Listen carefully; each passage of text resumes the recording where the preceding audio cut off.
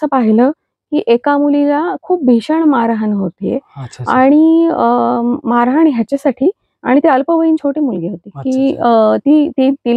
ती तयार नव्हती त्या धंद्यात पडायला आणि ब्रुटल मारहाण होती. म्हणजे अगदी अच्छा. तिच्या गुप्त अंगामध्ये तिखट भरलं जात होतं. अरे बापरे. आणि हे सगळं पाहिल्यानंतर त्याला असं वाटलं की जर करायचंच हे काम हो हो तर हो. शाळा आहे सरकारी. बर. तर त्या शाळेमध्ये संध्याकाळच्या वेळेचे सायंकालीन वर्ग त्या सगळ्या मुलांसाठी सुरू झाले. अच्छा अच्छा. जे रेड लाईट एरियातल्या महिलांच्या मुलासाठी.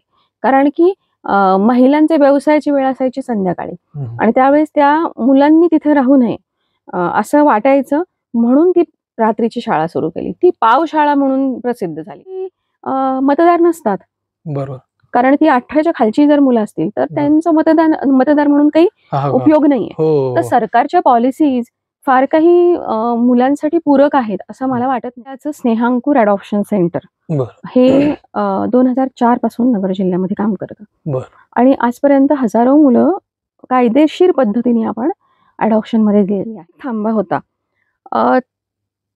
तिथे काही निर्णय होईस्तोवर थांबून चालणार नव्हतं म्हणून HIV बाधितांचं शेल्टर सगळ्यात पहिल्यांदा आमच्या घरामध्ये सुरू झालं.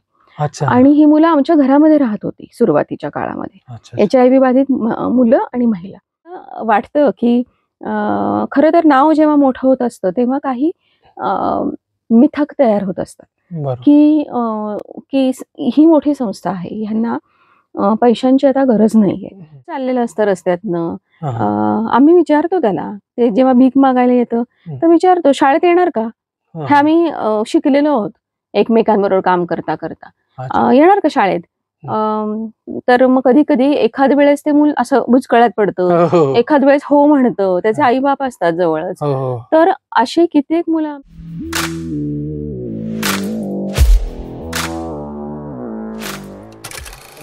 नोटा टॉक्स परिवारामध्ये आपले स्वागत आहे. आपल्या भारतामध्ये महाराष्ट्रामध्ये अहमदनगर जिल्ह्यामध्ये अशी एक संस्था आहे की जी 1989 साली स्थापन झालेली आहे. बऱ्याच संस्था चालू होतात आणि काही कारणास्तव बंद पडतात.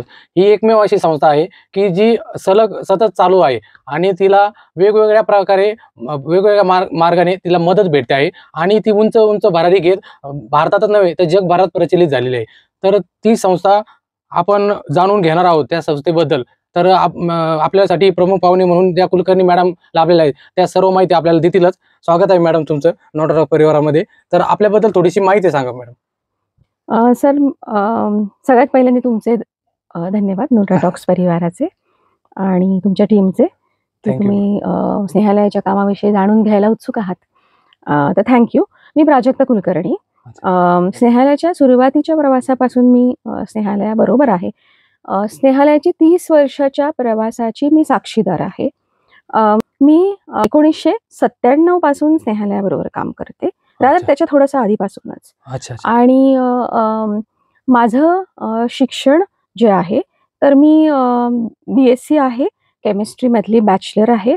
त्यानंतर मी फार्मासिस्ट आहे. मी फॅशन डिझायनर आहे. नंतर मी मास्टर्स केलेलं आहे कम्युनिकेशन मधलं. मी MA पण केलेलं आहे मराठीतनं. पुढे जाऊन मी मराठीमधनं PhD केलं आणि मी सायकोथेरपिस्ट आहे. तर मी प्रेझेन्स ओरिएंटेड सायकोथेरपिस्ट आहे. व्यक्तिगत यापेक्षा जास्त परिचय म्हणजे मी माझे पती गिरीश कुलकर्णी. नक्कीच मॅडम. यातून असं लक्षात येतं की तुम्ही वेल एज्युकेटेड आहात, बरोबर. तुमच्याकडे एवढ्या साऱ्या पदवी आहेत, बरोबर. आणि तुम्ही कुठेही जॉब करू शकला असतात किंवा खूप मोठा व्यवसाय करू शकला असतात. परंतु तुमचे जे मिस्टर आहेत ते ह्या समाजसेवेमध्ये पूर्ण वाहून गेले आहे. आणि तुम्हाला कधी असं वाटलं नाही की आपण पण कधीतरी आपला वेगळा काहीतरी व्यवसाय असावा, आपण यांना जोडलंच गेलं पाहिजे, असं काही नाही? असं कधी वाटलं होतं की तुम्हाला त्यांना भेटल्यानंतर तुम्हाला असं मनात जागृत झालं की आता आपण यांच्या बरोबर काम करायला पाहिजे, यांच्या खांद्याला खांदा लावून आपण पुढे जायला पाहिजे? कसं वाटलं? तुम्ही कसं जोडले गेलात? असं आहे की माझ्या ह्याच्यावर विश्वास आहे की देवानेच ठरवलेलं असतं की तुमचं लग्न कोणाबरोबर होणार आहे. तर कुठलंही काम करायचं म्हटलं की तुम्हाला पाठबळ असावं लागतं. ते पाठबळ वैचारिक असावं लागतं, आर्थिक असावं लागतं. तर मला वैचारिक पाठबळ काम करण्यासाठीचं पहिल्यापासून मिळालेलं असं मला वाटतं. कारण माझे आई वडील हे वारकरी आहेत. माझं अच्छा. आजोळ हे आळंदी आहे, आळंदी अच्छा, देवाची. अच्छा. तर मी आळंदीत वाढले. मी पुणेकर आहे असं म्हटलं तरी माझी भावधारा जी आहे ती तयार झालेली आळंदीत आहे. अच्छा. कारण माझं खूप बालपण आळंदीत गेलं आणि खूप पूर्वीचं आळंदी पाहिलेलं आहे. अच्छा, अच्छा. तर मी स्वतः वैश्विकता, विश्वधर्म मानते अच्छा, अच्छा. आणि हे मला असं वाटतं की हे पूरक होतं ह्या कामामध्ये येण्यासाठी. आणि गिरीशची आणि माझी ओळख झाल्यानंतर मला असं वाटतं की हे नवलच होतं जर मी कामामध्ये लक्ष नसतं दिलं तर. कारण की मुळामध्ये ती पार्श्वभूमी होती मला. हृदय होतं अच्छा, कंपॅशनेट. अच्छा, अच्छा. आणि माझे सासू-सासरे आणि माझा जो अजून परिवार आहे, चुलत सासऱ्यांचा सगळ्यांचा, ह्या सगळ्यांना देशभक्ती, देशसेवेची पार्श्वभूमी आहे. त्यामुळे आमच्या घरात ते वातावरणच होतं पहिल्यापासून. अ, त्यामुळे हे सहजगत्या झालेला प्रवेश आहे. अच्छा. त्याच्यासाठी कुठलेही खास प्रयत्न मला करावे नाही लागले. अच्छा, अच्छा, अच्छा. रेडीनेस क्रिएट नाही करायला हां, लागला. हां, ते हां. मूलभूतच गुण होऊन गेलं, होता. होऊन हं. गेलं. नक्कीच मित्रांनो, 1989 साली स्थापन झालेली ही संस्था आणि महत्त्वाचं सांगायचं म्हणजे या संस्थेची जी सुरुवात झाली, जे वेश्या व्यवसायातील ज्या महिला आहे, त्यांच्यासाठी काम करणारी ही अत्यंत जुनी संस्था आहे. कारण ज्या महिलांकडे कोणताही म्हणजे संस्था असू, सरकार असू किंवा मग व्यक्तिगत लेव्हलवर कोणी प्रयत्न करत नाही सहसा. आणि आता जर त्यामध्ये थोडासा बदल होतोय, परंतु त्या 35 वर्षापूर्वी विचार करा मित्रांनो, की एवढी कोणी डेअरिंग करत नाही. तर सरांनी जी डेअरिंग केली, जी संस्था स्थापन केली, त्याबद्दल मॅडम कसं त्यांच्या डोक्यात आलं? कसे तुम्ही ते त्यामध्ये तुम्ही पडलात असं प्रेक्षकांना समजलं बरं होईल. अं, गिरीशनी आणि त्याच्या मित्रांनी, अच्छा, सहकार्यांनी ही संस्था अ, गिरीश 19 वर्षाचा असताना त्याची अच्छा, बीजं रोवली गेली आणि अच्छा. त्यांनी अनेकदा सांगितलेलं आहे, की बरं. ह्याची सुरुवात कशी झाली? का वाटलं त्याला, की लैंगिक देहव्यापारामध्ये हं. अडकलेल्या महिलांसाठीच त्याला काम करायचंय. कारण की आम्ही राहतो जुना मंगळवार बाजारामध्ये अच्छा, आणि जुना मंगळवार बाजाराच्या जवळ चित्रा गल्ली आहे. अच्छा, तर त्याला ती चित्रा गल्ली क्रॉस करून जावं लागायचं क्लाससाठी. अच्छा, अच्छा. बरं. आणि रोज क्लासला जात असताना तो अल्पवयीन मुली बघायचा, हं. धंद्यामध्ये आलेल्या. हां, हां. आणि त्यांचे अतिशय त्यांच्यावर अत्याचार व्हायचे. अच्छा, आणि एक दिवस त्यांनी असं पाहिलं, की एका मुलीला खूप भीषण मारहाण होतीये अच्छा, अच्छा. आणि मारहाण ह्याच्यासाठी आणि ती अल्पवयीन छोटी मुलगी होती, अच्छा, की अच्छा. ती तयार नव्हती त्या धंद्यात पडायला. हं. आणि ती ब्रुटल मारहाण होती. म्हणजे अगदी अच्छा. तिच्या गुप्त अंगामध्ये तिखट भरलं जात होतं. अरे बापरे! आणि हे सगळं पाहिल्यानंतर त्याला असं वाटलं, की जर करायचंच आहे काम, हो, हो, तर हो. ह्यांच्यासाठी कुणीच काम केलेलं नाहीये. हो, हो, हो. तर ह्या लोकांसाठी मला काम करायचंय. आणि ती विचारांची बीजं होती. ज्याच्यामुळे प्रत्यक्षात ती यायला सुरुवात झाली. प्रत्यक्ष कामाला सुरुवात झाली. कुठलंही काम मोठं होत असताना ते कुठल्याही एका माणसाचं कर्तृत्व असतं असं आम्हाला वाटत नाही.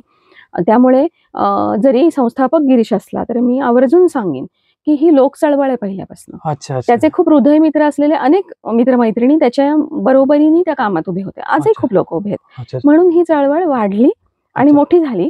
अ, आणि त्यात माझा प्रवेश नेमका कुठे झाला ते तुम्हाला मी आधी सांगितलं. हां, हां, हां. तर सुरुवात ही अशी झाली स्नेहालयाची. अच्छा, अच्छा, अच्छा. आता तुमची जी सुरुवात झाली, आता तुम्हाला जे सुरुवात करायची म्हणल्यावर प्रत्येक संस्थेसाठी जागेची गरज असते, बरोबर? आणि आर्थिक सहकार्य गरजेचं असतं. मग आता सर तर तुम्ही पुण्यातून होते. तुम्ही असं तुमचं कसं डोक्यात आलं, की आपण नगरमधून सुरुवात करू? अ, न गिरीश नगरमध्येच अच्छा, अच्छा. राहायचा. हां, हां. त्यामुळे अ, गिरीश इथलाच आहे अच्छा. आणि तो इथला असल्यामुळे त्यांनी कामाला नगर जिल्ह्यातच सुरुवात केली. अच्छा, अच्छा. आणि मी पुण्याची असले तरी नंतर मी जॉइन झाले. कारण हां. माझे वडील काही निमित्त इथे त्यांची बदली झाली होती आणि अच्छा, मग अच्छा. माझी ओळख झाली गिरीश हां, बरोबर हां, हां. आणि आम्ही काम करायला लागलो सगळेजण. अच्छा, अच्छा. तर पण कामाची सुरुवात मात्र नगरमध्ये पूर्वीपासूनच झालेली होती. अच्छा, अच्छा, अच्छा. सुरुवातीच्या वेळी तुम्हाला बऱ्याचशा अडचणी वगैरे आल्या असतील, काही संकटांना सामोरं जावं लागलं असेल. कारण हा विषय असा आहे, या विषयावर चर्चा कधीच होत नाही. इव्हन नवरा-बायको असो किंवा मग शालेय शिक्षण घेताना असो, ह्या चर्चा होणे गरजेच्या असतात, पण त्या होत नाही. तर तुम्हाला त्या ग्राउंड लेव्हल पासून ज्या अडचणी आल्या, त्या कशा आल्या? तुम्ही कसं त्याच्यातून तुम्ही पुढे आलात? आता 30 वर्षापूर्वी, 30-35 वर्षापूर्वी मुख्य अ, अडचण होती जागेची. अच्छा. आणि ती जागा मिळेस्तोवर काही थांबण्यात अर्थ नव्हता. अच्छा, अच्छा, अच्छा. तर मग काम सुरू तरी कसं करायचं?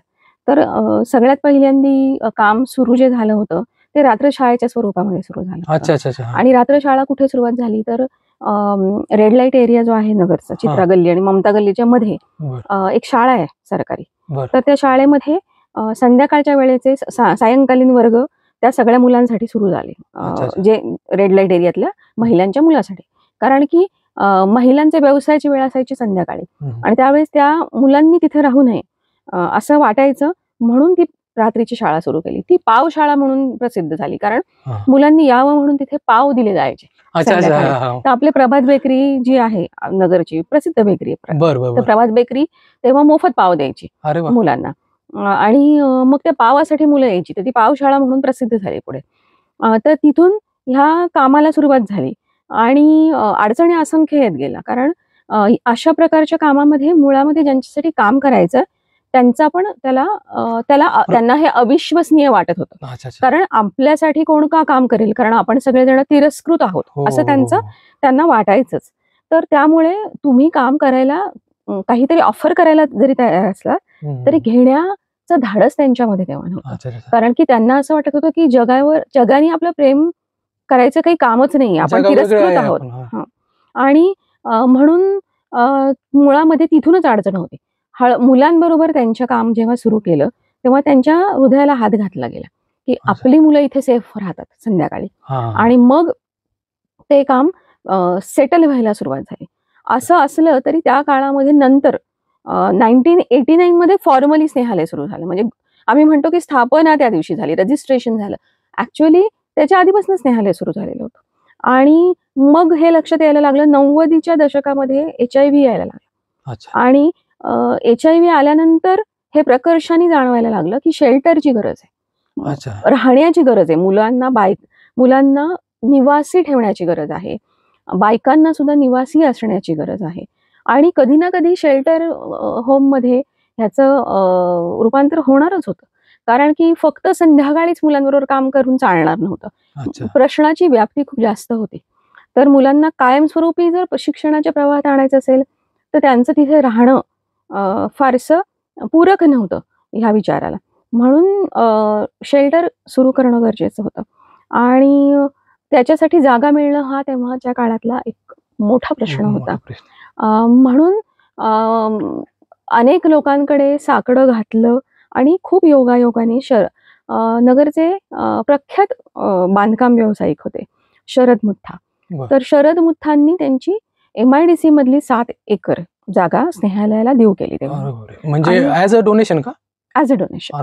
आणि त्यामुळे तिथे त्या कामाला सुरुवात झाली. त्या काळामध्ये नॉर्मल मुलं तिथे यायला लागली, पण अजून एक गोष्ट होती ज्याच्यासाठी लोक कचरत होते ह्या मुलांबरोबर काम करायला आणि बायकांबरोबर, ती म्हणजे HIV. कारण की HIV ची तेव्हा इतकी जास्त भीती होती की कुठेही डॉक्टरी ट्रीटमेंट त्यांना मिळत नव्हती. मिळत असेल तर ती कुठे तर बूथ हॉस्पिटलमध्ये मिळायची फक्त. तर म्हणजे दगडी दवाखाना नगरचा, त्याला दगडी दवाखाना म्हणून ओळखलं जायचं त्या काळामध्ये. तर बूथ हॉस्पिटलमध्ये ट्रीटमेंट व्हायची फक्त, तुलनेने पेशंट खूप जास्त होते. आणि मग आता स्नेहालय मी जसं म्हटलं तसं अनेक लोकांचं मिळून उभं राहिलेलं काम आहे. ह्याच्यात मध्ये एक मध्येच असा वैचारिक थांबा आला जिथे ह्याचा विचार करण्याची गरज भासायला लागली की माझ्यामध्ये हे बळ आहे का HIV झालेले मुलं आणि महिला सांभाळण्याचं, मानसिक, शारीरिक, आर्थिक. माझ्यामध्ये म्हणजे हे प्रत्येक जण काम करणारे स्वतःशी विचारणा करत होते. पण तो जो वैचारिक थांबा होता तिथे काही निर्णय होईस्तवर थांबून चालणार नव्हतं, म्हणून HIV बाधितांचं शेल्टर सगळ्यात पहिल्यांदा आमच्या घरामध्ये सुरू झालं. आणि ही मुलं आमच्या घरामध्ये राहत होती सुरुवातीच्या काळामध्ये, HIV बाधित मुलं आणि महिला. तर आमचं गावामध्ये घर आहे, जुना वाडा आहे, आणि आम्ही सगळे तिथे मिळून राहायचो. तर HIV बाधित मुलांचं आणि महिलांचं स्नेहालय हे भारतातलं पहिलं शेल्टर आहे. त्याची सुरुवात आमच्या घरापासून मधून झाली आणि पुढे शरद मुथांनी दिलेल्या जागांमध्ये त्याचं स्थलांतर झालं आणि त्याचं मोठं झालेलं रूप आपण आता बघतोय. मग मोठ्या स्वरूपात जे रूप झालं, आता आपल्या जे संस्था आहे स्नेहालय याच्या अंडर किती काही म्हणजे चाइल्ड म्हणतो ना आपण, चाइल्ड संस्था वगैरे असतील त्या किती आहेत किंवा त्याचं कसं काम करतं, तुम्ही कोणत्या क्षेत्रात आता सध्या काम करत आहात? आता 27 प्रोजेक्ट आहेत स्नेहालयाचे आणि आम्ही गरजेनुसार आमच्या कामाचा आकार बदलत गेला, अच्छा दिशा बदलत गेल्या. मुळामध्ये हे काम महिलांसाठी सुरू झालं होतं, अच्छा देह व्यापारात अडकलेल्या. हा. आमच्या लक्षात असं आलं की पण त्यांच्या मुलांबरोबर काम करायला पाहिजे, अच्छा. कारण तरच त्यांना हे विश्वासार्ह वाटू शकतं काम. म्हणून त्यांच्या मुलांसाठी रात्रशाळा सुरू झाली. रात्रशाळा सुरू झाल्यानंतर स्नेहालय पुनर्वसन संकुल MIDC मधलं सुरू झालं. तिथे नंतर HIV बाधित मुलांसाठीच्या स्पेशल फॅसिलिटीज आणि बायकांसाठीच्या स्पेशल फॅसिलिटीज सुरू झाल्या. त्यानंतर असं आमच्या लक्षात आलं की सर्व नगर जिल्ह्यामध्ये सर्व रेड लाईट एरियांमध्ये या प्रकारची जागृती आणणं गरजेचं आहे की आरोग्याची काळजी कशा प्रकारे घेतली पाहिजे, शिक्षणाच्या प्रवाहात कसं आलं पाहिजे. पारंपरिकरित्या हा जर धंदा कोणावर थोपला गेलेला असेल किंवा कुठल्याही कारणाने त्यांना या धंद्यामध्ये यावं लागलं असेल तर त्यातून बाहेर पडण्याचे काय मार्ग आहेत ते पण दाखवले पाहिजे. अल्पवयीन मुलगी ह्या क्षेत्रात येता कामा नये. तर ह्या सगळ्या विषयाला धरून आमच्या लक्षात आलं की काम करायला पाहिजे. म्हणून आम्ही 1998ला सर्व रेड लाईट एरियामध्ये म्हणजे नगर जिल्ह्यामधल्या मेजर रेड लाईट एरियामध्ये रात्रशाळा मुलांसाठी त्यांचे दिवसभर काळजी घेणारे क्लिनिक्स सुरू केले, जिथे डॉक्टर आहेत अजूनही. तिथे ह्याच महिलांचे सपोर्ट ग्रुप सुरू केले, ज्याच्यामध्ये ह्यांना प्रशिक्षित केलं गेलं की स्वतःची काळजी कशी घ्यायची, कम्युनिकेशन कसं ठेवायचं, का मी स्त्री म्हणून माझ्या वाटा कशा शोधू, शिक्षण कसं घेऊ, बचत कशी करू, कारण ह्या सतत व्याजाच्या चक्रात अडकायच्या खासगी सावकारांच्या. आणि ह्याच्यासाठी बिल मेलिंडा फाउंडेशन, जे बिल गेट्सचं फाउंडेशन आहे, तर बिल मेलिंडा फाउंडेशननी त्या काळामध्ये खूप पुढाकार घेतला होता आणि खूप व्यापक काम त्यांच्या आर्थिक पाठबळामुळे करू शकली संस्था. हे सगळ्या देशामध्ये सुरू झालेलं काम होतं. आणि पुढच्या काळामध्ये MSACS म्हणजे काही काळापुरतं हे काम होतं. बिल मेलिंडा फाउंडेशनने काही वर्षापुरतं चालू ठेवलं. पुढच्या काळामध्ये MSACS ह्या गव्हर्नमेंटच्या एजन्सीने, विभागाने म्हणू आपण, त्यांनी हे काम पुढे चालू ठेवलं. मग त्यानंतरच्या काळामध्ये सगळे गव्हर्नमेंट हॉस्पिटल्स आता त्याच्याशी संलग्न आहेत ह्या कामाशी. ART नावाची ट्रीटमेंट असते, ती पुरवतात त्याची औषधं गव्हर्नमेंट तर्फे. तर ह्याच्यात मी तुम्हाला हे सांगत होते की विस्तार कसा झाला. आणि मग त्या सगळ्या केअर फॅसिलिटीज जिल्ह्यामध्ये सुरू झाल्या. त्याचा परिणाम असा झाला की पूर्वी 98% गुप्तरोग होते प्रमाण त्याचं. ते गुप्तरोगांचं प्रमाण जे आहे ते आता जवळजवळ 1 ते 2% येऊन ठेपलेलं आहे इतक्या वर्षाच्या कामाने. अल्पवयीन मुलगी ह्या धंद्यामध्ये नगर जिल्ह्यामध्ये नाहीये आणि हे खूप मोठं यश आहे.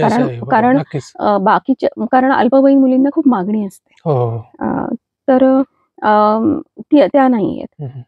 त्यानंतर दुसऱ्या पिढीतले सगळेजण हा व्यवसाय नाही करत, ते शिक्षणाच्या प्रभावात आणि दुसरा व्यवसाय करतात. तर हे ह्या कामाचं 30 वर्षाचं फलित आहे. हे करत असताना आम्हाला लक्षात आलं की ह्या मुलांसाठी शाळा पण सुरू करायला पाहिजे. कारण मिडल क्लास कल्चर असलेल्या किंवा कुटुंबातनं वाढलेल्या मुलांबरोबर ह्या मुलांना वाढताना अडचणी येतात, समजेच्या मर्यादा आहेत आणि काही मुलं कॉम्प्रोमाइज्ड आहेत, हेल्थ कॉम्प्रोमाइज्ड, तर त्यांना खूप मर्यादा येतात तिथे जाऊन शिकायला. म्हणून आपल्या इथे आपण स्नेहालय इंग्लिश मीडियम सुरू केलं स्कूल.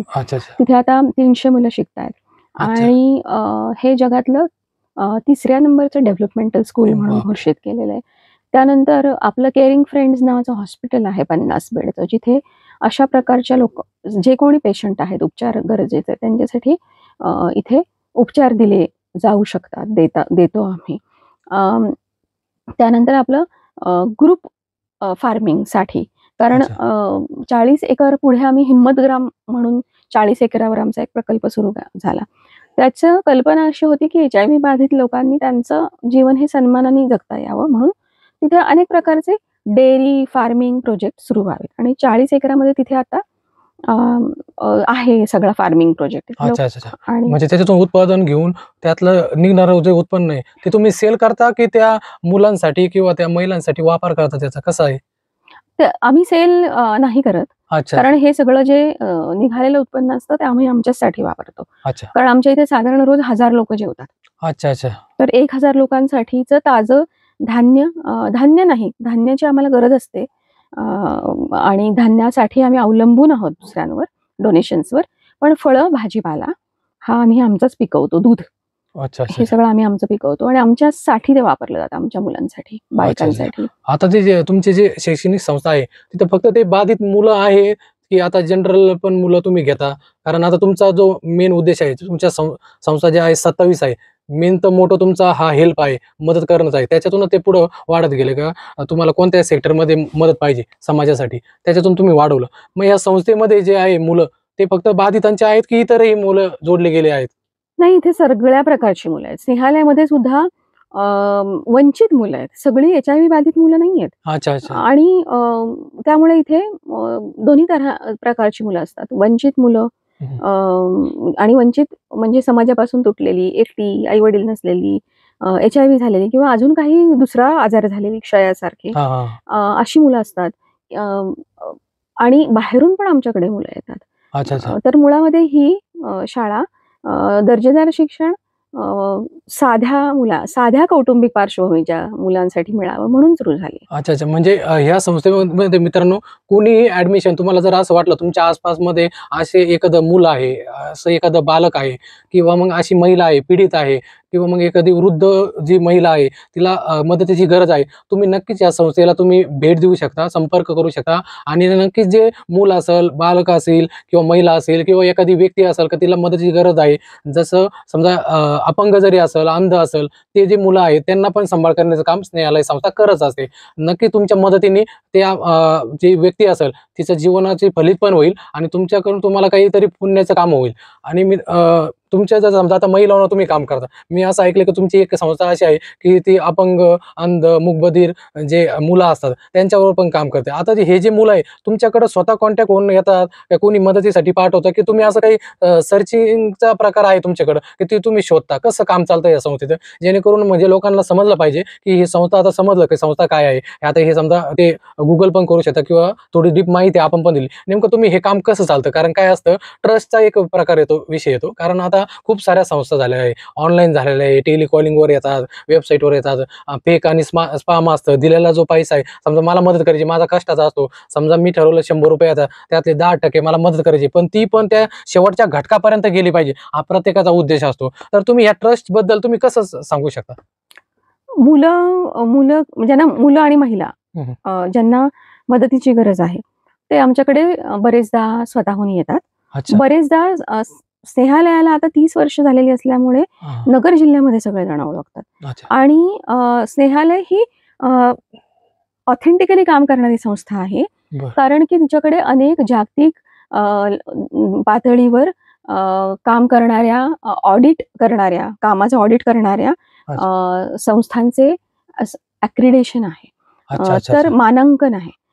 त्यामुळे इथल्या प्रत्येक रुपयाच्या पैशाचं ऑडिट होत असतं. इथली प्रत्येक सिस्टीम जी आहे तिचं मॉनिटरिंग आणि ऑडिट होत असतं. तर म्हणून इथली कुठलीही गोष्ट अशी नाहीये की ती विदाऊट ऑडिट आणि विदाऊट सुपरविजन आहे. तर ही विश्वासार्ह असण्यासाठी तुम्हाला जेव्हा मानांकन हवी असतात जागतिक दर्जाची, तेव्हा तुम्हाला अतिशय काळजीपूर्वक प्रत्येक गोष्टीचं रेकॉर्ड मेंटेन करायला लागत असतं. हा झाला विश्वासार्हतेचा प्रश्न, की ती आम्ही 30 वर्षाच्या काळात कशी टिकवलेली आहे. तर हे आताच मुळामध्ये विश्वासार्ह असण्यासाठी तुम्हाला प्रत्येक वेळेस उपलब्ध असावं लागतं, कारण विश्वासार्ह टिकण्यासाठी भेटावं लागतं. तर इथले अनेक कार्यकर्ते, काम करणारे लोक सतत उपलब्ध असतात. जनसंपर्क त्यांचा चांगला आहे, त्यांना कधी पण भेटू शकता. आणि ही एक साखळी आहे. 30 वर्षामध्ये 3000 ऍक्टिव्ह व्हॉलंटियर्स आहेत स्नेहालयाचे. त्यामुळे ह्या साखळीतनं मुलं आणि महिला, पुरुष ज्यांना गरज आहे ते सगळेच जण इथे अप्रोच होऊ शकतात. पोलीस खातं जे आहे, न्याय व्यवस्था जी आहे, रेल्वे पोलीस आहेत, ह्या सगळ्यांना ह्या कामाविषयीची नीट माहिती आहे. त्यामुळे त्यांच्याकडून सुद्धा इथे मुलं, महिला, पुरुष रेफर होत असतात. तर आता असा सर्च करण्यासाठी पण आमचा आउटरीच ऍक्टिव्हिटी असतात अजूनही. जे गेले 30 वर्षात डेव्हलप झालेली गोष्ट आहे की अजूनही आमचा प्रत्येक प्रोजेक्ट जो आहे तो आउटरीच ऍक्टिव्हिटीज करतो. म्हणजे शोध मोहीम टाईप असं. हा, म्हणजे आमची कुणाला गरज आहे, गरज कोणाला आहे, बरोबर, तिथपर्यंत जाण्यासाठी आउटरीच ऍक्टिव्हिटीज करतात. अच्छा अच्छा अच्छा. आता ह्या संस्थेमध्ये जे पदाधिकारी आहे किंवा संस्था चालक आहे, ती जी पद आहे, तर तुम्ही कसं मॅनेज करता एवढ्या मोठ्या संस्था? म्हणजे मला असं विचारायचं आहे की समजा आता एखादी संघटना जर समजा चालू ठेवायची असेल, बरोबर, त्यांना माणसांची गरज असते, तुमच्याकडे माणसं तयार होत असतात, मुलं तयार होतात, तुम्ही त्यातले काही मुलांना रोजगार निर्मिती करून देता का? फक्त एज्युकेशन देतात आणि सोडतात, असं काही आहे का? म्हणजे जेणेकरून समजा एखाद्या समजा माझ्यासारखी व्यक्ती आहे, त्याला वाटलं का ह्या मुलगा अपंग आहे किंवा मग अंध आहे किंवा काही कारणास्तव तो शिकू शकत नाही, तो तुमच्यापर्यंत आला, तर तुम्ही शिक्षण दिलं, पण त्याला पुढे काही प्लेसमेंटचं पण काही ऑप्शन ठेवतात की कसं असतं? हो, आम्ही त्यांच्या प्लेसमेंटसाठी सुद्धा काम करतो. असं 18 वर्षापर्यंत मुलं आमच्या इथे राहू शकतात. आणि त्याच्यानंतर काय, हा पहिला प्रश्न असतो. तर त्याच्यानंतर मुलांना सपोर्ट राहावा म्हणून इथे ग्रुप होम्स आहेत जे चालवले जातात. मुलांना जिथे जिथे म्हणून शिक्षण घ्यायचं आहे त्या ठिकाणी त्यांना रेफर केलं जातं. तर सचेत नावाची एक आमचे एका संस्थेबरोबर आम्ही काम करतो. तर सचेत त्या मुलांच्या आवडीप्रमाणे शैक्षणिक पार्श्वभूमी लक्षात घेऊन ट्रेनिंग देऊन त्यांना प्लेसमेंट्स देण्याचं काम करते. तर आमची ज्यांची शिक्षणातली गती बरी होती अशी अनेक मुलं चांगल्या जागांवर काम करतात. आता अनेक मुलं सरकारी ऑफिसेसमध्ये काम करतात, चांगल्या पदावर काम करतात. कोणी शेफ झालंय, कोणी अजून काही MBA करून व्यवस्थापनामध्ये काम करतात.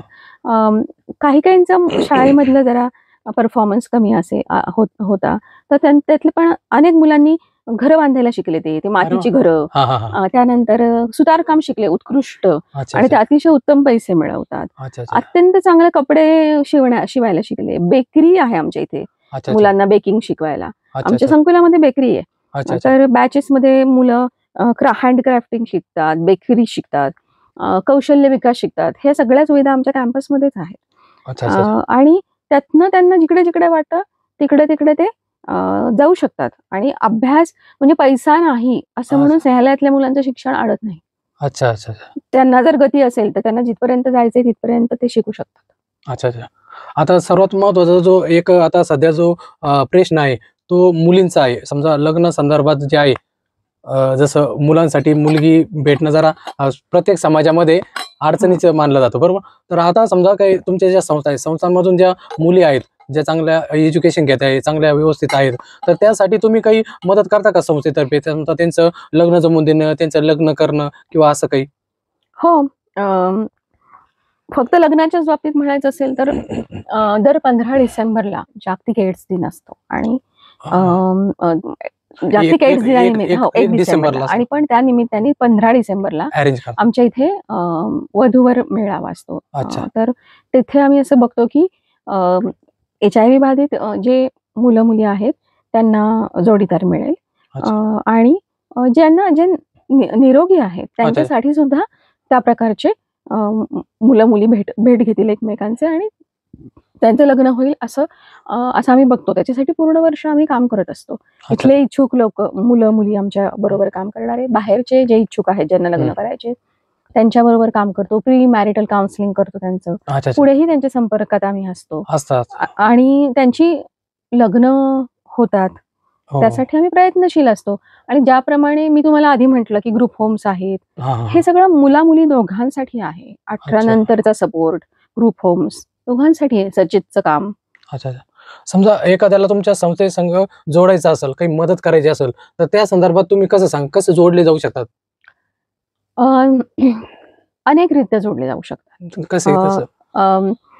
संस्थेला मनुष्यबळ लागत असतं आणि अपेक्षित हे आहे की मनुष्यबळ हे ट्रेनेबल असावं. त्यामुळे ज्यांना कुणाला असं वाटतंय की ते काहीतरी त्यांचं योगदान देऊ शकतात संस्थेमध्ये, तर त्यांनी जरूर योगदान देण्यासाठी पुढे यावं. त्यांच्याकडे जी कौशल्य आहेत, जी कौशल्य ते वाटू शकतात इतरांबरोबर, त्या कौशल्यांना अनुरूप असं आम्ही काम त्यांना देतो, जेणेकरून त्यांनाही त्यांचं पुरं बळ लावून काम करता येतं आणि आमच्या मुलांनाही व्यवस्थितरित्या त्यांच्याकडून सगळं घेता येतं. तर देवाणघेवाण ही खूप अर्थपूर्ण असावी असं आम्हाला वाटतं. त्यासाठी विविध प्रकारचे व्हॉलंटिअरिंगसाठी इथे स्कोप आहे, सर्व क्षेत्रात काम करणाऱ्या. तर साध्या साध्या गोष्टीत फोटोग्राफर्स असतील कोणी, मुलांना खूप फोटो काढायला आवडतात, तर त्यांनी येऊन बेसिक्स शिकवले, खूप चांगलं होतं. खूप मुलींना मेहंदीचं फार वेळ असतं, छोटं मेहंदीचं शिक्षण, हे 1 दिवसीय कामापासून अगदी वर्षभर व्हॉलंटिअरिंगला सुद्धा स्कोप आहे. जर कुणाला असं वाटत असेल की रिकरंट, आता एक अमेरिकेची मुलगी, अमेरिकेवरून व्योमा असं नाव आहे ह्या मुलीचं, तर ती अमेरिकेवरून दर आठवड्याला मुलींसाठी क्लासेस रन करते ह्याचे, भरतनाट्यमचे. तर या प्रकारच्या सर्व व्हॉलंटिअर्सची गरज आहे. जसं मी म्हटलं की स्नेहालय हे लोकाश्रयावर मोठं होणारं काम आहे आणि स्नेहालयाला आज मी तिला रोज 1000 मुलांचं रोजचं खाणं, औषधोपचार, रोजच्या लागणाऱ्या वस्तू, हे सगळं बघावं लागतं. त्याच्यात मेडिकल इमर्जन्सीज असतात, एज्युकेशनल इमर्जन्सीज असतात, फी असते शिक्षणाची. तर दर महिन्याला स्नेहालय 300 लोकांचे पगार देतं. तर कारण की तुम्हाला प्रशिक्षित मनुष्यबळ लागतं आणि चरितार्थासाठी माणसांना पगार द्यावा लागतो. त्यामुळे 300 लोकांचे दर महिन्याचे पगार. तर हे सगळं करण्यासाठी स्नेहालयाला निरंतर पैशांची गरज आहे. कधी कधी असं वाटतं की खरं तर नाव जेव्हा मोठं होत असतं तेव्हा काही मिथक तयार होत असतात की ही मोठी संस्था आहे, ह्यांना पैशांची आता गरज नाहीये. खरं तर असं नाहीये. स्नेहालयाला दर्जेदार काम करण्यासाठी पैशांची खूपच गरज आहे. स्नेहालयाचं मुख्य पाठबळ काय आहे, तर अगदी कमी म्हणजे छोटी छोटी अमाऊंट दर महिन्याला नियमित देणारे लोक आहेत. हो, म्हणजे ते 200 रुपये 500 रुपये असे देणारे कित्येक डोनर्स आहेत आणि त्यांच्या बळावर संस्था चालत असते. तर स्नेहालय ही आपल्या नावामुळे प्रसिद्ध झालेली संस्था आहे, आपल्या कामामुळे प्रसिद्ध झालेली संस्था आहे. ती तिच्या आर्थिक भरभक्कमपणाबद्दल प्रसिद्ध झालेली संस्था नाहीये. स्नेहालय ही गरीब संस्था आहे. स्नेहालयाला आजही गेले 3 महिने स्वतःच्या एफडी मोडून पगार द्यावा लागतात. तर हा जो गैरसमज पसरलाय की संस्था मोठी झालीये म्हणजे तिच्याकडे पैसे, असा नसून संस्था तिच्या कामामुळे मोठी झालेली आहे, पण तिला पैशाची गरज निरंतर आहे. हे मला या निमित्ताने सांगायचंय. तर म्हणून आर्थिक मदतीची कायम गरज आहे आणि फूड ग्रेन्सची खूप गरज आहे. खूप आम्हाला खूप धान्य लागतं आणि या धान्यासाठी कित्येक लाख रुपये किराण्याचं बिल असतं दर महिन्याचं. आणि मुलांना, आमच्याकडे HIV बाधित मुलं आहेत. तुम्ही जर आज बघितलं तर त्यातली काही अंडरवेट आहेत मुलं आणि अनेकदा उशिराच्या स्टेजमध्ये मुलं आमच्याकडे येतात. ती एवढी बारीक असतात, इतकी माल न्यूट्रिशन असतात, त्यांच्यासाठी वेगळ्या प्रकारचं अन्न लागतं. तर त्यासाठी म्हणून खूप जास्त खर्च आहे किराण्याचा, अन्नधान्याचा. तर त्याच्यासाठी अन्नधान्याची खूप गरज आहे स्नेहालयाला. बरोबर, नक्कीच. मित्रांनो, म्हणजे मॅडमला यामधून असं सांगायचं आहे की तुम्हाला जर मदत करायची असेल संस्थेला, तर तुम्ही असा बऱ्याच जणांचा, मॅडमने जर सांगितलं, ग्रह होतो की संस्था 35 वर्षापासून काम करते, एवढे मोठे एम्प्लॉईज आहे, एवढं मोठं प्रिमायसेस आहे, मग यांना काही आवश्यकता नाही, गरज नाही. किंवा मग बऱ्याच जणांचा मॅडम ग्रह असा होतो की आपण ना एवढी मोठी संस्था, आपले 100 रुपये किंवा 200 रुपये यांनी काय त्यांना मदत होईल का, किंवा आपली 100 रुपये घेतील का नाही, असा पण गैरसमज होतो. तर तसा मित्रांनो काही गैरसमज करू नका, कारण प्रत्येक तुमचा 1 रुपया त्यांचा कामाचा आहे आणि तुमची जी मदत आहे ती रुपयामध्ये नसती. तुम्ही मदतीला पुढे येता, हे खूप महत्वाचं असतं. तर त्यासाठी तुम्ही संस्थेला तुम्ही आर्थिक स्वरूपात मदत करू शकता. पाहिजे तर तुम्हाला समजा काही धान्य द्यायचं असेल, ग्रेन्स जसं मॅडम म्हणला, धान्य स्वरूपात पण देऊ शकता. आणि काही समजा वस्तू स्वरूपात जर कोणाला जर मदत करायची असेल तर ती करू शकतो ना मॅडम? अगदी अगदी. इथे सगळ्या मिळणाऱ्या वस्तूंचा उपयोग होतो. अगदी कपड्यांपासून कपांपर्यंत, कपाट, सगळं सगळं वापरलं जातं. हे वेगवेगळ्या प्रोजेक्टमध्ये सतत लागणाऱ्या गोष्टी आहेत. तर आम्ही त्या कधी सरप्लस झाल्या तर ठेवतो. स्नेहालय खूप इतर संस्थांबरोबर पण काम करते ज्या नव्याने उभं राहत आहेत. तर त्या संस्थांना सुद्धा आलेले जे डोनेशन्स असतात, तर स्नेहालयामध्ये जे सरप्लस होतील गोष्टी किंवा एखादी संस्था अतिशय तातडीच्या मदत लागते, तर आम्ही आमचं काम जरा थांबवतो, म्हणजे आमची वस्तूंची गरज थांबवतो आणि तिकडे आम्ही ते सगळं देत असतो. त्यामुळे स्नेहालय ही स्वतःपुरतं काम करणारी संस्था नाहीये. तर आपल्या बरोबरीने अनेक संस्था उभ्या राहतात आणि त्यांना हात देण्यासाठी सुद्धा या सगळ्या डोनेशन्सचा उपयोग होत असतो. अच्छा अच्छा. म्हणजे तुमच्या दैनंदिन वापरातल्या ज्या वस्तू असतात त्याही तुम्हाला असं वाटलं का त्या समजा पण टाकून देण्यापेक्षा समजा टाकाऊपासून टिकाऊ त्या करू शकतात, किंवा मग तुम्हाला असं वाटलं की समजा दैनंदिन वापरातले कपडे आहे, बऱ्याच जणांना असतं की थोडे दिवस वापरायच्या नंतर कपडे टाकून द्यायचे, किंवा तो तुम्ही ते टाकून देण्यापेक्षा ते तुम्ही चांगल्या पद्धतीने वॉश करून आयरन करून तुम्ही संस्थेला पाठवू शकता, ते जरूर ॲक्सेप्ट करतील, कारण त्याचा वापर ते व्यवस्थितरित्या करू शकतात. आणि मॅडम, तुम्ही जे आमचे प्रेक्षक आहे किंवा जे व्ह्युअर्स आहे ते पूर्ण समजा जगातून व्ह्युअर्स आहेत, तर त्यांच्यासाठी तुम्ही काय मेसेज देऊ शकता? कारण आता तुम्ही जर त्या संस्थे थ्रू त्या समाजसेवेमध्ये पूर्णतः वाहून घेतलेलं आहे तुम्हाला, पण काही लोकांना समजा जगभरातून वैयक्तिक लेवलवर मदत करायची असते, ते समजा तुम्हाला असं असतं काहींचं नाही नाही संस्थेला नाहीच अटॅच व्हायचं, तर वैयक्तिक लेवलवरून तुम्हाला तुमच्या अनुभवातून तुम्ही काय सांगशाल? कशा पद्धतीने समाजात तुम्ही जनजागृती करू शकता किंवा मदत करू शकता? मला असं वाटतं की मुळामध्ये कधी-कधी असं शक्य नसतं लोकांना, की ते इतक्या मासिव मोठ्या प्रमाणात काम करतील. हो, हो. कोणाशी तरी अटॅच होतील. कधी-कधी माणसांची परिस्थिती काही पूरक नसते हो, त्याच्यासाठी. हो. तरी सुद्धा एक नागरिक म्हणून माझं कर्तव्य काय आहे, हे जर आपण लक्षात ठेवलं ना, तर आपण खूपच मोठी समाजासाठीची सेवा करतोय हे प्रत्येकाने लक्षात ठेवायला पाहिजे. खूप छोट्या गोष्टी आहेत असं मला वाटतं, की एखादं मूल चाललेलं असतं रस्त्यातनं. हां, हां. आम्ही विचारतो त्याला, ते जेव्हा भीक मागायला येतं, तर विचारतो, "शाळेत येणार का?" हां, हे आम्ही शिकलेलो आहोत एकमेकांबरोबर काम करता-करता. अच्छा. "येणार का शाळेत?" तर मग कधी-कधी एखाद वेळेस ते मूल असं बुचकळ्यात पडतं. हो, हो. एखाद वेळेस हो म्हणतं. त्याचे आई-बाप असतात जवळच. हो, हो. तर अशी कित्येक मुलं आम्ही घेऊन आलेलो आहोत. विचारपूस करणं दुसऱ्याची. क्रॉसिंगच्यावर म्हणजे वैयक्तिक स्तरावर मी एक गोष्ट करते, की माझा प्रवास होतो जेव्हा-जेव्हा, अच्छा, तेव्हा अच्छा. खूप मला सॅशे मिळतात त्या हॉटेल्समध्ये, हो, हो. नाही का? ते शॅम्पू आणि शॅम्पू वगैरे येतं. कसले-कसले. हो, हो. तर मी त्या शॅम्पू-बिम्पूचे सॅशे आहेत ना, हां. तर ते मी काही वापरत नाही. हो, पण हो. ते सगळे सॅशे मी एका चांगल्या पाकिटात ठेवते हां. आणि त्याच्याबरोबर खडू आणि छोटी वही ठेवते, रंगीत खडू आणि अच्छा, अच्छा. आणि ते सॅशे, टूथपेस्ट हां, हां, हां. आणि ते क्रॉसिंगवरचे जे डी-एस-पी ऑफिसला खूप छोटी मुलं असतात या अच्छा, अच्छा. क्रॉसिंगवर. अच्छा, अच्छा. तर मी त्यांना देत असते. अच्छा. तर मला असं वाटतं समाजभान पाहिजे. हे माझ्याविषयी नाहीये. हो, हो, आपण हो, हो. एकटे असताना आपण एकटा माणूस सुद्धा खूप काय-काय करू शकतो. बरोबर. कुणाला तरी लिफ्ट देऊ शकतो. म्हातारी बाई चाललेली असते. छोटी मुलं असतात, बायका असतात, पुरुष असतात. अ, किती गोष्टी करू शकतो. आपण सिग्नल न पाळता थांबू शकतो का न तोडता? मला असं वाटतं हा प्रत्येकाने विचार करावा, की हां. काय आहे टेम्पटेशन? मला असं हो, वाटतं हो. थांबून विचार करण्याची सवय आपण गमावत चाललेलो आहोत, अच्छा.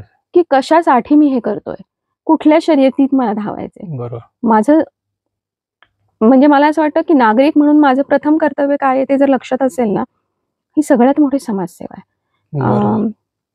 अख्खा एक करता-करता समाज बदलेल ना माणूस. हो, हो. तर बरोबर. ज्यांना नाही जमत आहे ना कुठल्या हां. कामात भाग घेणं, हां, हां, हां. त्यांनी स्वतःपुरतं खूप करुणामय हृदय ठेवून वागावं. बरोबर.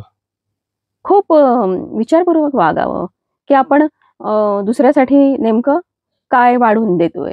अ, माणूस म्हणून त्याच्यासमोर कुठल्या भावना व्यक्त करतोय? आपल्या परीने मदत करतोय का त्याला? अ, माझ्या परीने मी किती कार्बन फूटप्रिंट वाढवतोय? हो, हो. माझ्यासाठी मी घेत असताना ह्याचा खरंच तेवढा उपयोग आहे का? मी पाहिलंय की लोकांना अंघोळीला पाणी नसतं. बरोबर. अ, मला म्हणजे मिडल क्लास लोकांना असं माहिती असतं का, की लोकांकडे 8-8 दिवस पाणी नाहीये हं, हं. अंघोळ करायला? हं. आपण किती प्रिव्हिलेज्ड आहोत. आपल्याला रोज अंघोळ करता येते. हो, हो, हो. तर ह्याचं भान असायला पाहिजे. तर आणि तसं भान असेल ना, तर सगळेजण चमत्कारिक पद्धतीने जग बदलू शकतात. बदलू शकतो. बरोबर. नक्कीच, नक्कीच. मॅडम, आपली जी संस्था आहे, संस्थे थ्रू जे काम चालतं, बरोबर? तर त्यामध्ये तुम्ही जे काम करताय, त्यामध्ये जे कर्मचारी आहे, ते कर्मचारी तुम्ही कुठून हायर करता, की तुमच्या ज्या संस्था आहेत त्याच्यातूनच घेतले जातात, असं काही आहे? दोन्ही आहे. आम्ही नियुक्ती करतो. अच्छा, अच्छा. काही वेळेस त्या विषयातले स्किल्ड लोकं लागतात. हां, हां. कारण काहींना जर समजा एम्प्लॉयी म्हणून येण्याची इच्छा असेल, मदत हं, करण्यासाठी, हं. तर ते येऊ शकतात ना? अगदी येऊ शकतात. काही लोकं आमच्यातलीच असतात. काही अच्छा. लोकं एम्प्लॉयी म्हणून येऊ शकतात. अच्छा, अच्छा. आणि ही संस्था टिकवता तुम्ही, मग त्या एम्प्लॉयीसाठी तुम्ही काय-काय फॅसिलिटी देता? जेणेकरून तुम्हाला ते एम्प्लॉयी तुमच्याकडे सारखे कामाला असतात हं. असं? ह्यातल्या बऱ्याचशा एम्प्लॉईजना आम्ही राहण्याची फॅसिलिटी देतो. अच्छा, ते म्हणजे ते आमच्याबरोबर आमच्याच किचनमध्ये जेवू शकतात. अच्छा. इथल्या कर्मचाऱ्यांना प्रॉव्हिडंट फंड मिळतो, अच्छा नियमानुसार रजा मिळतात, स्वतःची बँक आहे इथल्या अच्छा कर्मचाऱ्यांची. अच्छा तर आम्ही त्यांना त्यांचे विमे काढलेले आहेत. तर अच्छा त्यांच्या काउन्सिलर्स आहेत. तर अच्छा मानसिक, आर्थिक आणि सुरक्षिततेची आम्ही जबाबदारी घेतो. जबाबदारी आणि हमी आहे. हं. आणि तुम्हाला गव्हर्नमेंट कडून काही सपोर्ट वगैरे असतो का? किंवा मग तुम्ही कशी त्याची अपेक्षा करता, किंवा तुम्हाला अजून काही त्यांची मदतीची गरज आहे का? तुम्हाला असं वाटतं का अजून पण गव्हर्नमेंटने काही पावलं उचलायला पाहिजे?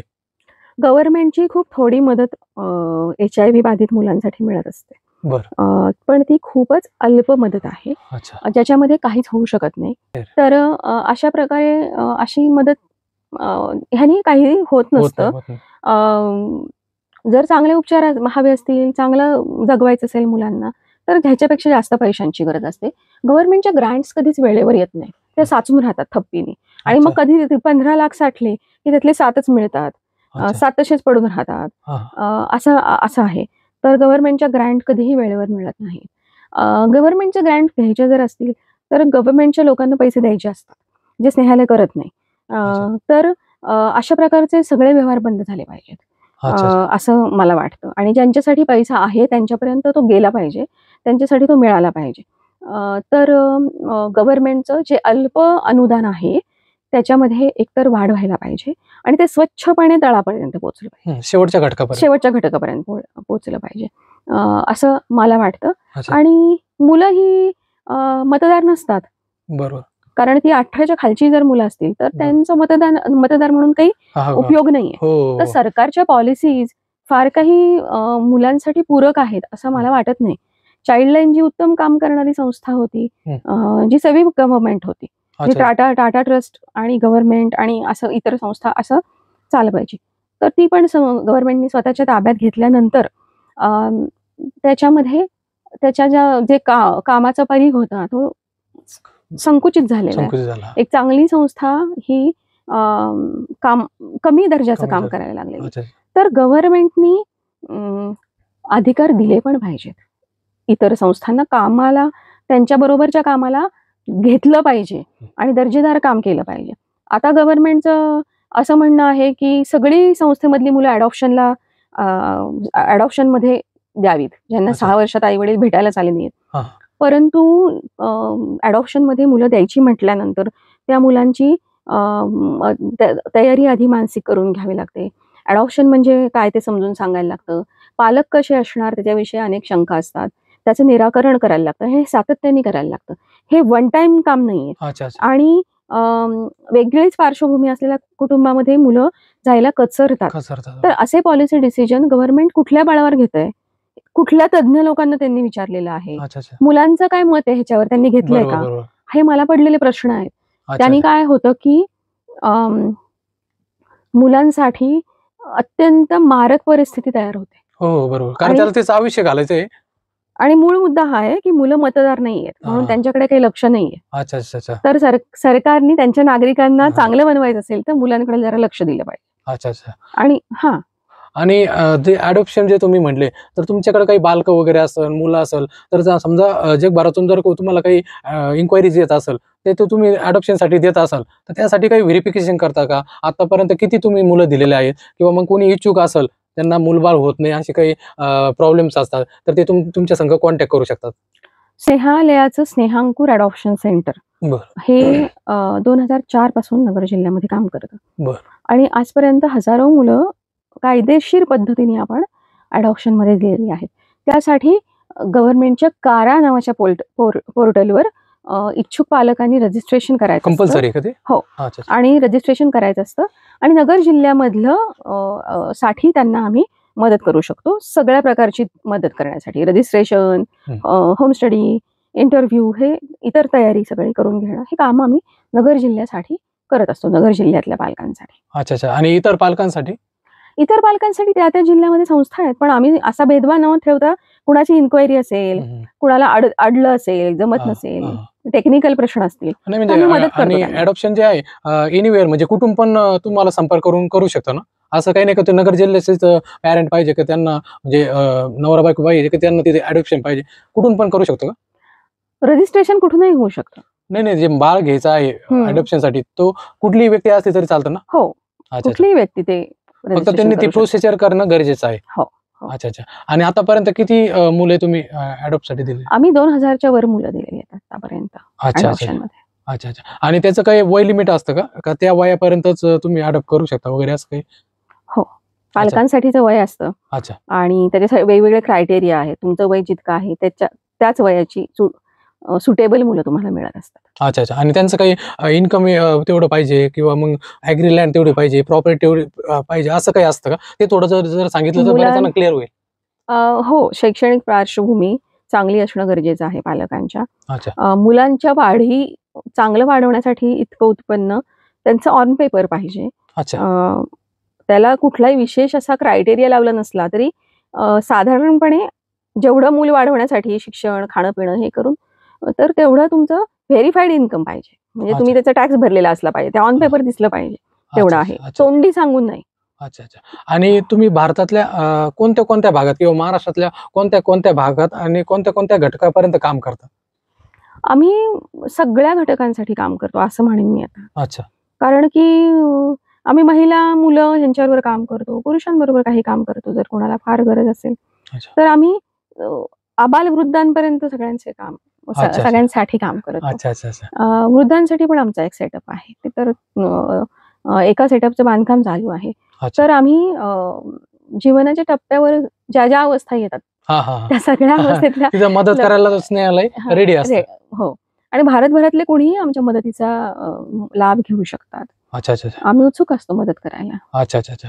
आणि मॅडम बाहेरून जे तुमच्यासारख्या ज्या संस्था आहे त्यांच्यासाठी रिसर्चसाठी बरेच स्टुडंट म्हणा, युनिव्हर्सिटी म्हणा, त्या काही टायअप आहे का? किंवा ते लोक येत असतात का? त्यांच्यातून काही डोनेशन वगैरे तुम्हाला मिळतं का?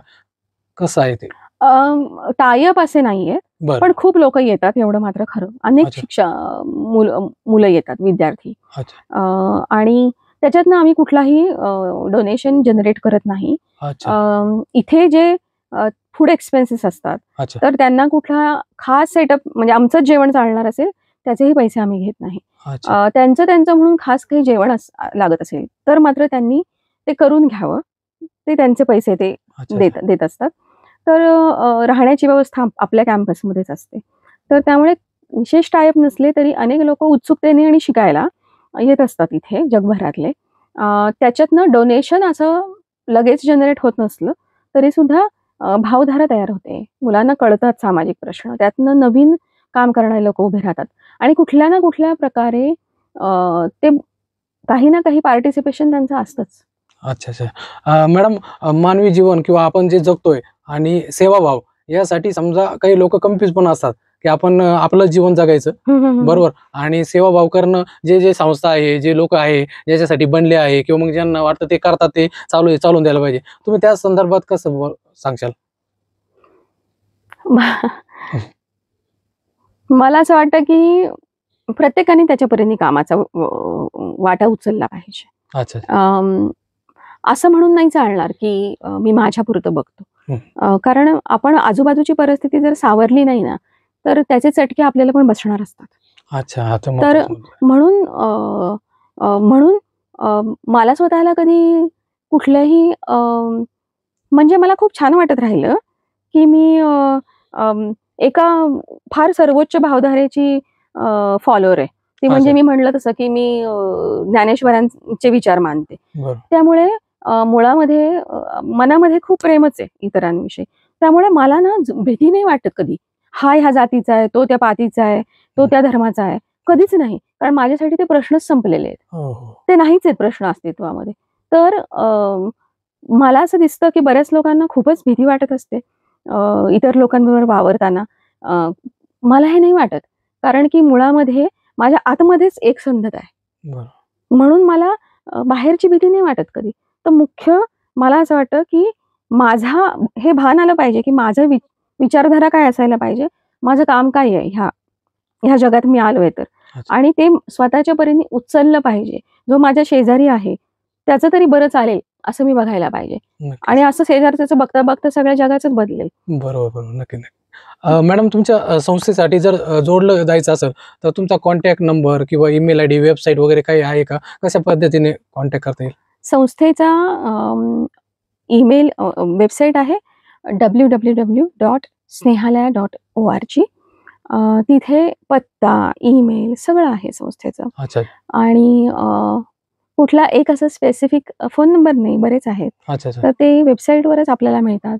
आणि 2778353 हा स्नेहालयाचा लँडलाईन नंबर आहे. अच्छा अच्छा तर तो जुन्या पहिल्यापासून हाच आहे नंबर. तर अच्छा, त्यामुळे अच्छा. अजून आम्ही ठेवलेला नंबर आहे. अच्छा अच्छा धन्यवाद मॅडम, तुम्ही आमच्या नॉट डॉट्स परिवाराला एवढा वेळ दिला आणि चांगली माहिती तुम्ही आमच्या सर्व प्रेक्षकांना दिली. आणि नक्कीच आमचे सर्व प्रेक्षक हा व्हिडिओ बघतील आणि सर्वांपर्यंत पाठवतील आणि ती मदतीचा जो हात आहे तो तुमच्यापर्यंत येण्यासाठी मदत करतील. धन्यवाद, खूप खूप धन्यवाद. थँक्यू.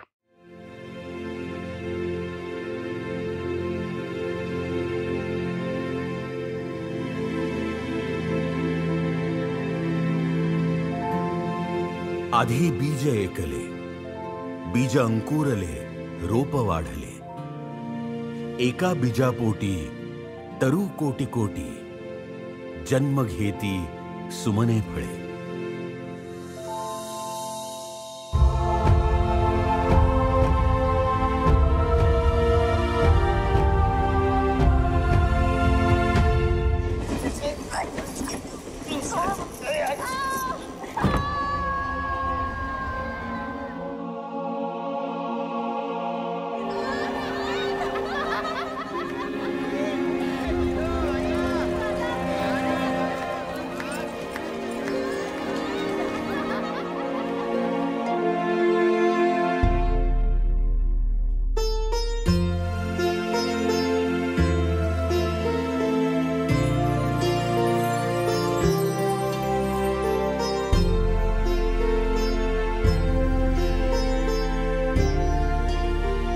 तेहतीस वर्षांपूर्वी आणखी एका व्यक्तीची पावलं याच गल्लीच्या तोंडाशी थांबली होती.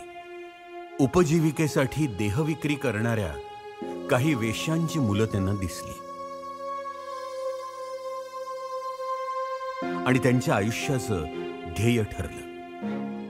समाजाचा विरोध पत्करत त्या मुलांना स्वतःच्या घरी आणून त्यांना आयुष्याची नवी वाट दाखवली.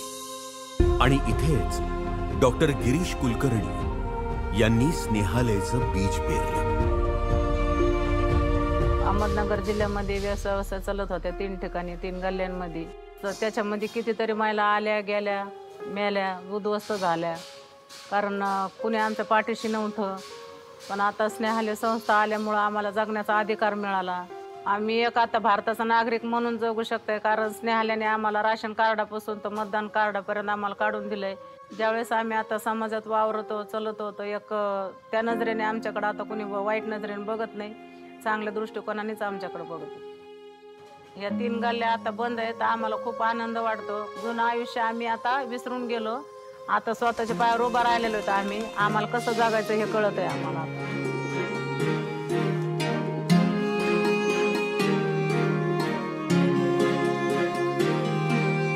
भारतात दररोज 93 महिलांवर बलात्कार होतो.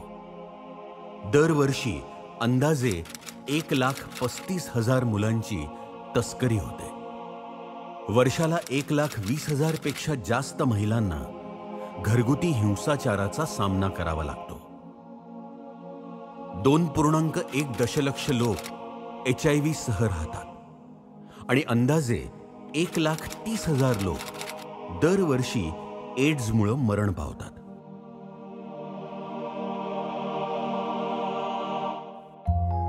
हा आकडा कमी करण्यासाठी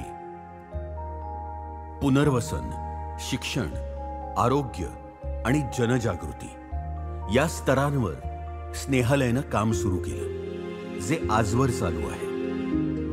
स्नेहालयाचा असा विश्वास आहे की शिक्षण ही या तळागाळातील लोकांपर्यंत पोहोचण्याची आणि हिंसाचाराची आकडेवारी कमी करण्याची गुरुकिल्ली आहे.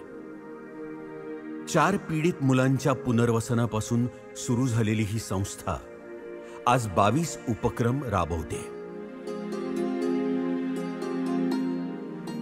माणूस बदलू शकतो आणि वंचितांना संधीची गरज असते, ही उद्दिष्ट उराशी बाळगून स्नेहालय काम करते.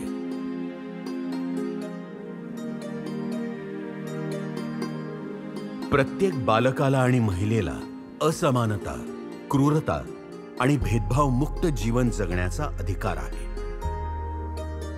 समाजात जिथे महिला सुरक्षित नाहीत, तिथे मुलांच्या सुरक्षिततेचा प्रश्न देखील रोज भेडसावतो. अल्पवयीन मुलींचं अपहरण, लहान मुलांची तस्करी, लैंगिक अत्याचार, कौटुंबिक अत्याचार हे मुलांभोवती रोज घडत असतात. म्हणून 1098 ही हेल्पलाईन, स्नेहालय चाइल्ड लाईन 24 तास काम करते. तसंच नव्यानं सुरू झालेल्या उडान या प्रकल्पाअंतर्गत मागील 2 वर्षात 300 पेक्षा जास्त बालविवाह रोखण्यात आले.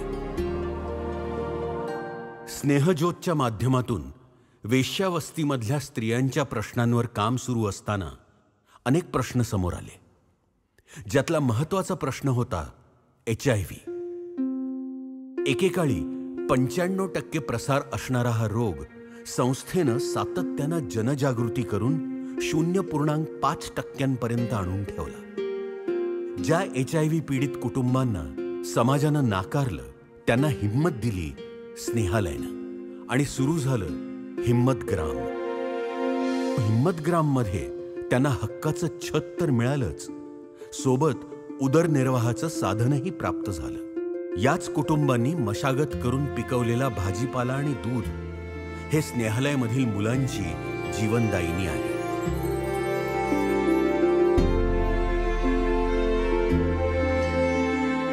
एकीकडे स्नेहालयमध्ये राहणाऱ्या मुलांचं भविष्य घडत होतं, त्याचवेळी अहमदनगरमधल्या सेवावस्तीमध्ये घराघरात मुलं मुली शिक्षणाशिवाय भरकटली होती.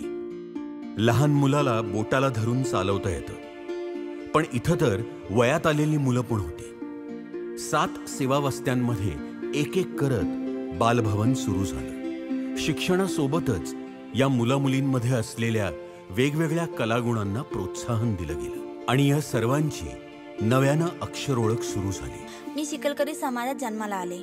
आमच्या इथे मुलगी 12 वर्षाची झाली की तिचं लग्न लावून देतात. मी बालभवनमध्ये यायला सुरुवात केली आणि आज मी आमच्या समाजातली पहिली अशी मुलगी आहे जी SYBA पर्यंत शिकले. आज मी बालभवन आणि स्नेहालयाच्या मदतीने माझ्या समाजाच्या विकासासाठी, मुलींच्या शिक्षणासाठी त्यांची कम्युनिटी लीडर म्हणून काम करते. आता जशी मी शिकले तसे बाकी मुलींनाही शिकवते. आता मीच माझ्या समाजातील लहान मुला मुलींना पुढे घेऊन जाणार आहे.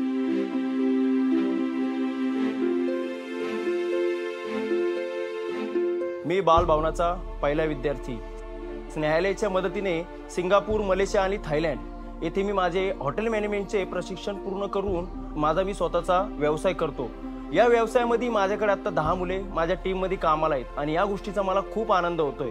प्राथमिक गरज म्हणून त्यांनी माझं शिक्षण तर पूर्ण केलंच, त्याचबरोबर मला हक्काचं घर मात्र 1 लाख रुपयामध्ये मिळवून दिलं. मला फार आनंद या गोष्टीचा वाटतोय की माझ्या वस्तीतील 298 घरं आता सोसायटीच्या दिशेने राहायला निघाली.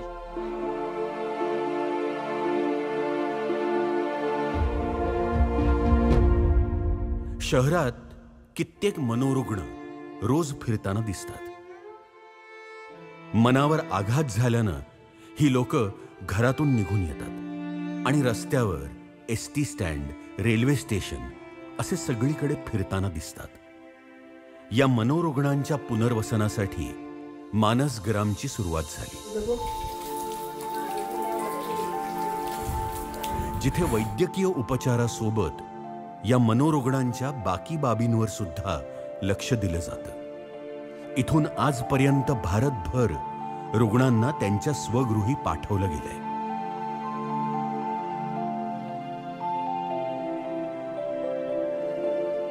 शिक्षण, नोकरीनंतर कित्येकांची लग्न सुद्धा स्नेहालयानं लावून दिली.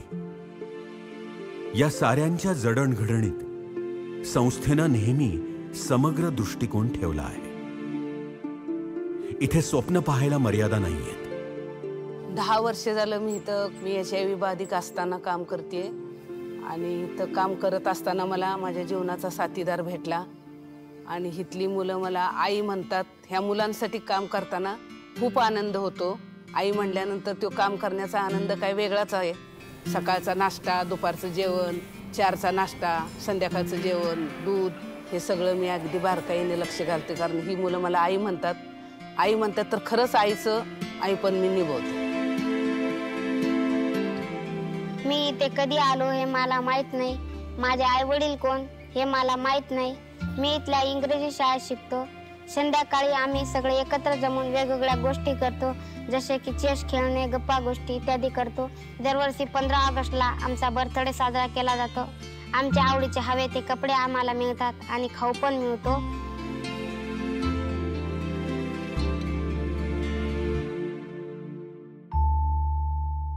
मी इथं आल्यानंतर मला खूप छान नवीन कुटुंब मिळालं. मी खूप शिकणार आहे आणि मोठा होऊन डॉक्टर होणार आहे. मी साधारण 14 वर्षांचीच असेल तेव्हा माझ्यावर बलात्कार झाला. त्यातूनच पुढे मी एका बाळाला जन्म दिला. तेव्हा मला संस्थेने आधार दिला. गिरीश सरांनी मला मार्गदर्शन केलं. ते बाळ दत्तक दिलं गेलं. मी नर्सिंगचं शिक्षण घेतलं आणि स्नेहालयाच्याच रुग्णालयामध्ये काम करते. काम करत असताना मला खूप आनंद मिळतो. मागच्या वर्षीच सामुदायिक विवाह सोहळा झाला. त्या सोहळ्यामध्ये मला माझा जोडीदार निवडता आला. आता लग्नानंतर मी इतरांसारखंच आयुष्य जगतीये. मला माझे जुने दिवस फारसे आठवतच नाही. मला जगण्यात उत्साह वाटतो. इथे जगभरातून स्वयंसेवक येतात आणि मोठ्या आनंदानं सेवा करतात. 2013 साली झालेल्या सत्यमेव जयते या कार्यक्रमाअंतर्गत लोकसहयोगातून स्नेहालयाला जो निधी मिळाला त्यातून सत्यमेव जयते भवन उभं राहिलं. आपल्या देशात जिथे महिला राष्ट्रपती होते, पण तिथेच आपल्याच समाजात मुलगी जन्माला आलेली चालत नाही. अशाच कित्येक नवजात मुली आणि नको असलेली दिव्यांग बालकं कचराकुंडीमध्ये रस्त्याच्या कडेला टाकून दिलेली सापडतात. अशा बालकांना नवं आयुष्य मिळालं स्नेहांकुरमध्ये.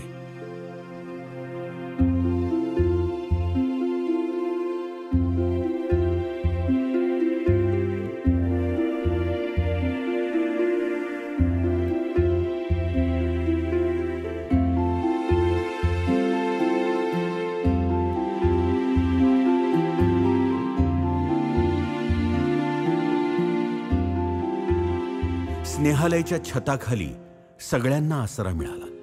अनाथ बेघर मुलं, कौटुंबिक हिंसाचारानं पीडित महिला, रस्त्यावर आणि कचऱ्यात टाकलेली नवजात बालकं, कित्येक कुमारी माता, HIV बाधित कुटुंब, मनोरुग्ण, सेवावस्तीमधील कित्येक भरकटलेली आयुष्य. इथे स्वप्न पाहायला मर्यादा नाहीयेत. आजपर्यंत संस्थेनं कित्येकांना पाठबळ दिले, मायेनं त्यांचा हात धरलाय, कित्येक अंधारल्या आयुष्यांच्या वाटा उजळवल्यात. समाजानं दूर केलेल्या घटकांना जगण्याची उमेद इथं मिळाली.